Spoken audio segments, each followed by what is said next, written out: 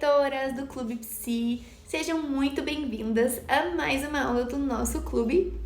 E hoje vamos começar sobre um livro que é um verdadeiro achado, que é esse daqui, A Coragem de Ser Imperfeito, da Brené Brown. Ele é um livro que é um verdadeiro convite à vulnerabilidade e à autenticidade.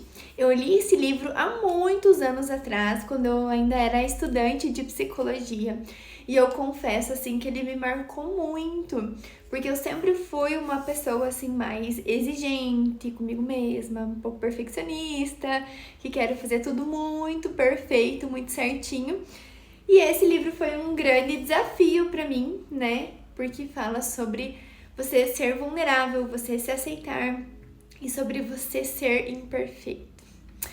Esse livro, ele não é um manual de autoajuda comum, né? Na verdade, ele é um chamado pra gente tirar a armadura da perfeição e olhar de frente para as nossas vergonhas, nossos medos e imperfeições, tanto na vida pessoal quanto na prática clínica como psicólogas e terapeutas. E a Brené Brown, não sei se vocês já conheciam ela antes, mas ela, assim, tipo, tem vários TED Talks, vários vídeos que ela explica sobre a vulnerabilidade, sobre a vergonha. Nossa, é muito legal, eu admiro e gosto muito, muito mesmo dela. Se vocês não conhecem ela, além da leitura, eu super recomendo que você pesquise lá no YouTube vídeos dela e TED Talks, que, assim, ela é incrível, ela tem uma didática, ela fala super bem. E então, vamos lá para essa aula. Espero que seja uma aula prática, reflexiva e cheia de aprendizados para você, como também foi para mim quando eu li esse livro. Eu fiz só um review dele agora, né, que estamos lendo no nosso mês de junho e julho, né, no finalzinho dessa segunda edição do Clube Psi. Essa é uma leitura extra, né? Não é a leitura principal do nosso trimestre, mas para quem lê muito rápido, né, e já leu aquele livro, talvez você deva conversar com alguém e quis topar mais uma leitura. Esse livro fala sobre como aceitar a própria vulnerabilidade, vencer a vergonha e usar quem você é. Então ele é maravilhoso. E se você não leu ele, mas está aqui assistindo a aula, eu super recomendo. Ele não é muito comprido, ó, ele tem só 205 páginas. Ele é dividido em 10 capítulos. E eu quero trazer aqui para você um resuminho de capítulo por capítulo para ficar um pouquinho mais fácil para você ler depois, ou se você já leu, fazer essa conclusão de tudo que você leu. E vou trazer também dicas práticas para aplicar na psicologia clínica. O tempo médio de leitura dele é em torno de 7 horas. Se você for um leitor assíduo, né? Como ele tem algumas partes que explica um pouco mais aprofundado ali, pode ser que você queira pausar, tomar uma água e voltar a ler, né? Ou ler de novo, 2 vezes, assim, mas ele é um livro muito, muito bom mesmo. E o objetivo da Brené Brown com esse livro é mostrar como que o perfeccionismo, né, a autocobrança e o medo de não sermos bons o suficiente nos afastam da verdadeira conexão com a vida. Ela defende a ideia de que a vulnerabilidade é a raiz da criatividade, da empatia, da inovação dos relacionamentos saudáveis, ou seja, é importante ser vulnerável. Brené traz pesquisas, relatos pessoais e exemplos clínicos para comprovar que viver plenamente exige coragem para ser imperfeito. Ele nos ensina como abraçar quem somos, inclusive as partes que geralmente escondemos por medo da crítica ou da rejeição. Eu li esse livro alguns anos atrás e eu adorei. Ele simplesmente mudou a minha vida. Eu ainda era estudante de psicologia quando eu li. E eu sempre fui essa pessoa muito chata, muito exigente, muito perfeccionista.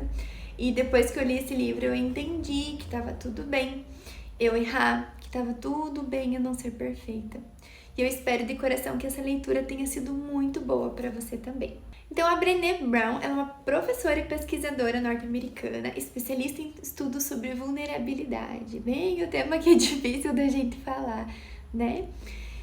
E o grande objetivo dela com esse livro é mostrar que viver plenamente exige coragem para ser imperfeito, né? Bem o título.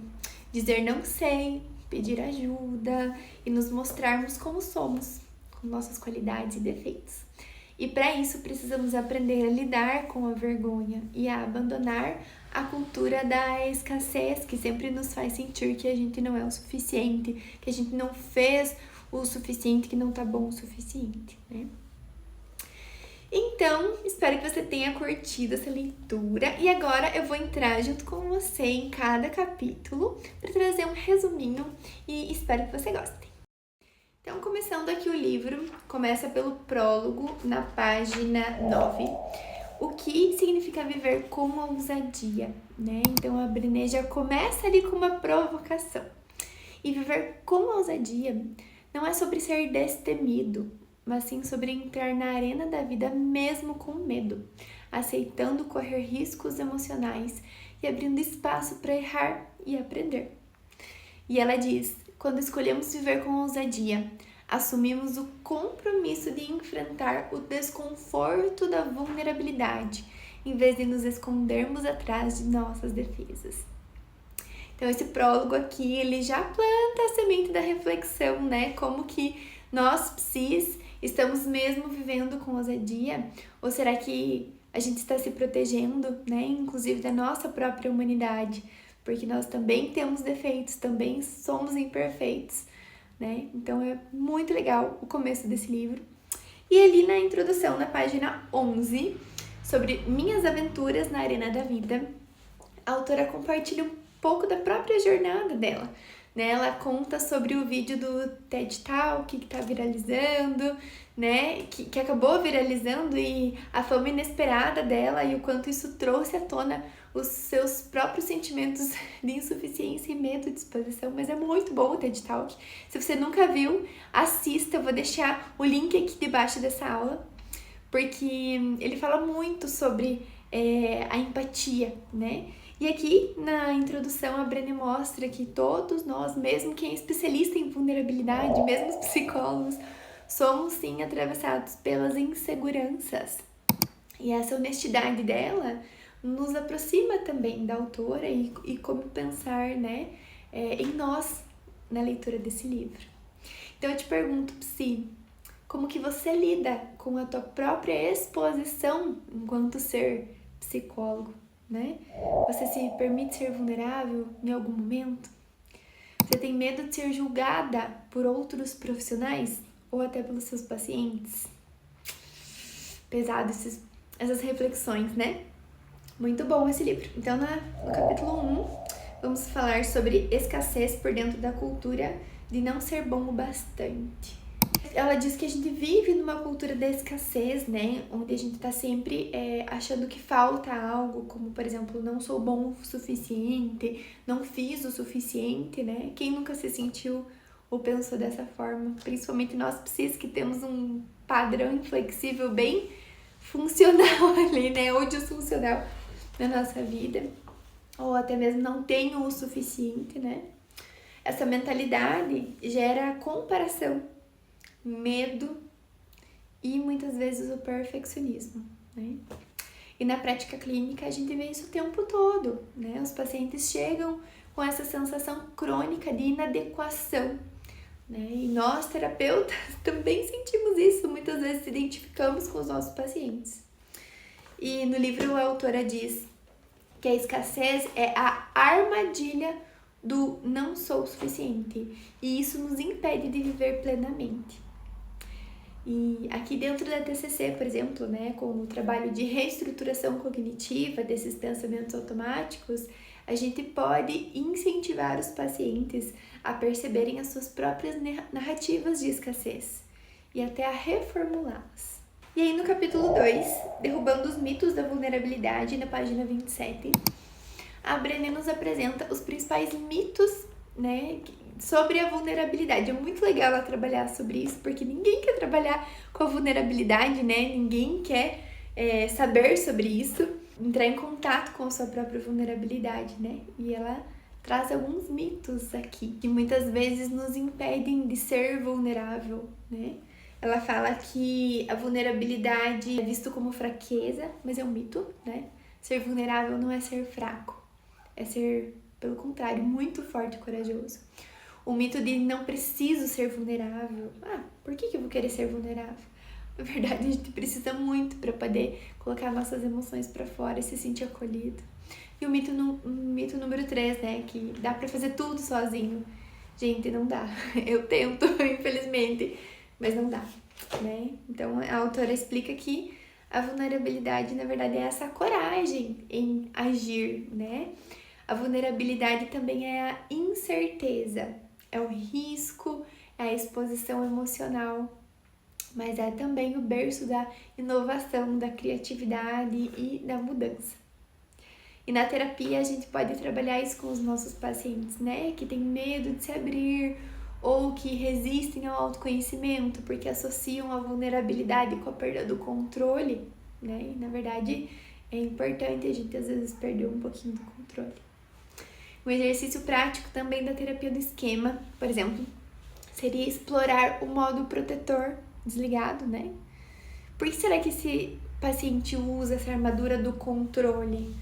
Né? Será que ele está se protegendo de algumas emoções? Que emoções que ele está evitando sentir? E por que ele está evitando sentir isso? Muito bom refletir sobre isso, né? A vulnerabilidade, na verdade, assim, é um tesouro para nossa vida. E a terapia é o lugar onde o paciente realmente consegue se sentir seguro para ser vulnerável, onde ele tem você, psi, ou futura psi, para poder ser ele mesmo. E assim, abrir o coração e falar sobre os medos, as incertezas, as inseguranças. Então, é nosso dever, como psis, poder acolher o nosso paciente nas suas vulnerabilidades e destruir esses mitos que ele pode achar que ser vulnerável é ser fraco, porque não é verdade. Na verdade, a gente precisa, sim, de vez em quando, um lugar seguro, um vínculo seguro, sentir um pouquinho dessa vulnerabilidade. Já no capítulo 3, Compreendendo e Combatendo a Vergonha, na página 45, eu percebi assim, que esse é um dos capítulos mais importantes do livro, porque a Brené diferencia a culpa da vergonha. A culpa é aquela sensação de fiz algo errado, com um foco na ação. E a vergonha é eu sou errado, com foco na identidade. A vergonha, ela nos faz esconder quem somos, ela nos isola e nos adoece emocionalmente. E a Brené propõe a construção de que ela chama resiliência à vergonha, que passa por 4 passos, que são reconhecer e nomear a vergonha, entender os gatilhos dessa emoção, construir uma rede de apoio e falar sobre a vergonha. Então, nós como terapeutas temos que estar atento a esse sentimento de vergonha dos nossos pacientes, para que a gente possa ajudá-los e a praticar exatamente isso, né? Por exemplo, propor um diário da vulnerabilidade ou até psicoeducar os pacientes sobre essas emoções mais difíceis. Porque a vergonha é difícil mesmo, né? De você assumir e falar, viu, estou com vergonha. Mas é tão importante o paciente entender o porquê que ele se sentiu assim, né? Da onde que veio. E ele ter essa rede de apoio aqui com a gente, poder falar sobre esse sentimento e se entender um pouquinho melhor. Nossa, é tão valioso isso, né? Acredito que até para nós, psis, poder falar de algo que a gente sente essa vulnerabilidade e entender um pouco mais nossas emoções, né? E aí no capítulo 4, sobre o arsenal contra a vulnerabilidade, a autora lista os mecanismos de defesa que normalmente a gente usa para fugir da vulnerabilidade, né? Uma delas é o perfeccionismo, tão conhecido por nós. O outro é o entorpecimento emocional, como por exemplo com comida, trabalho, celular, álcool, né? A comparação também, culto à produtividade. Você é assim, sim, fica ali fazendo 1000 coisas ao mesmo tempo. Ela chama isso de arsenal contra a vulnerabilidade, né? Tem muitas pessoas que utilizam dessas várias técnicas para não se expor, para não ser vulnerável. E na prática clínica, a gente pode trabalhar essas defesas com as técnicas da TCC e da terapia do esquema, tá? O perfeccionismo, por exemplo, né, na terapia do esquema se apresenta com o esquema de padrões inflexíveis. O entorpecimento como, por exemplo, uma esquiva experiencial, um modo mais evitativo, estratégia de enfrentamento mais evitativo, né? A gente pode, por exemplo, perguntar para o paciente, né? O que você faz quando está se sentindo vulnerável? Esse tipo de pergunta abre espaço para nomear esses padrões de comportamento do paciente. E aí, no capítulo 5, na página 127, diminuindo a lacuna de valores, trabalhando as mudanças e fechando a fronteira da falta de motivação. Esse capítulo fala sobre a diferença entre o que dizemos que valorizamos e o que realmente fazemos. Por exemplo, dizemos que priorizamos a família, mas estamos sempre trabalhando. Dizemos que queremos saúde, mas nunca paramos para descansar. Se identificou?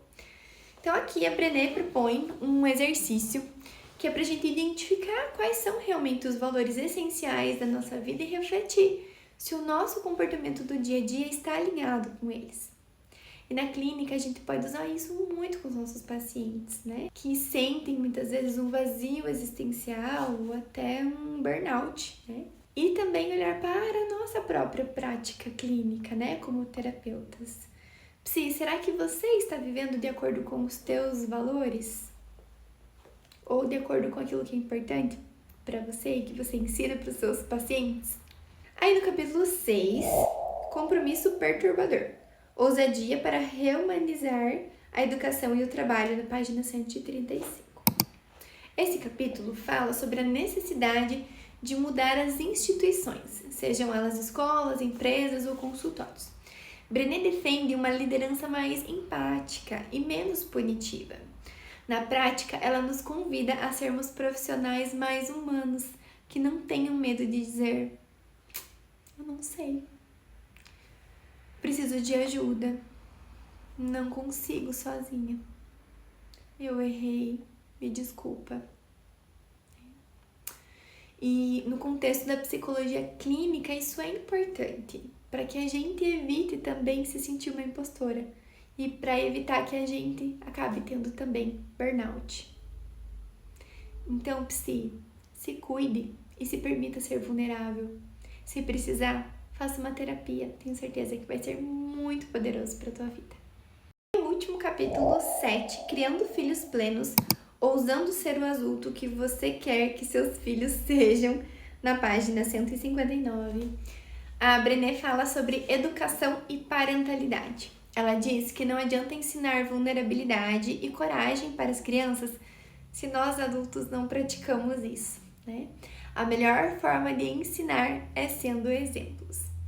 E nós, como psicólogos, também somos exemplos para os nossos pacientes, né? Por isso que em alguns momentos mais específicos da sessão, eu também utilizo da minha vulnerabilidade para servir de exemplo para o paciente. Isso é fundamental, né? Essa autoexposição somente em momentos precisos. Muitas vezes, se a gente quer ajudar os pacientes, a gente precisa ser mais autêntico, né? E menos rígidos com nós mesmos. A gente precisa praticar isso. Tá tudo bem você ser você mesmo durante a sessão. Eu sei que temos regras, protocolos para seguir, mas você pode ser um pouquinho vulnerável também, tá? Claro, com moderação. Não fica falando da tua vida pro paciente à torta e direito, tá? A autorrevelação ela tem que ser usada em momentos assim bem cirúrgicos ali no paciente, mas que podem ser bem importantes, como um exemplo, né, pro paciente que você estiver atendendo. Tenha medo de ser vulnerável, né?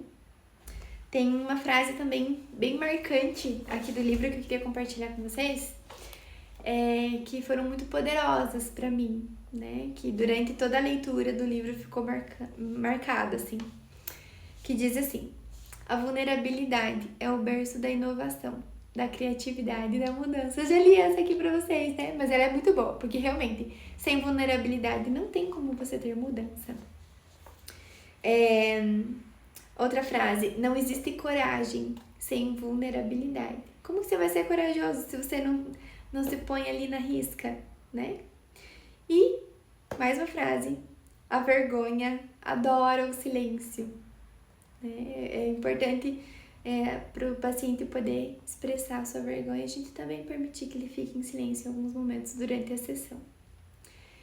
E uma última frase: escolher a coragem em vez do conforto é um ato diário. Ai, gente, é desconfortável, né?